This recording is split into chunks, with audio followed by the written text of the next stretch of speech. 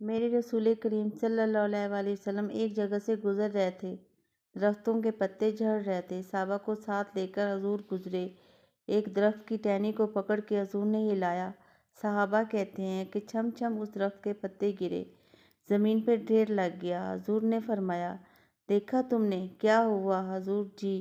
فرمایا، کتنی تیزی سے پتے جھڑے ہیں، صرف تنا رہ گیا ہے اور خالی ٹہنی رہ گئی ہے، کوئی حسن بچا ہے؟ حضور نہیں۔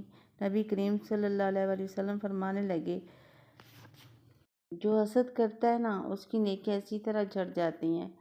حضور علیہ الصلوۃ والسلام فرمانے لگے، جس طرح آگ لکڑی کو کھا جاتی ہے، اسی طرح حسد نیکیوں کو کھا جاتا ہے۔ کسی دوسرے کی چیز دیکھ کے اگر دل میں خواہش پیدا ہوتی ہے تو دعا کر لیا کرے، حسد مت کیا کرے، کیونکہ حسد نیکیوں کو اس طرح کھا جاتا ہے جس طرح لکڑی کو آگ کھا جاتی ہے۔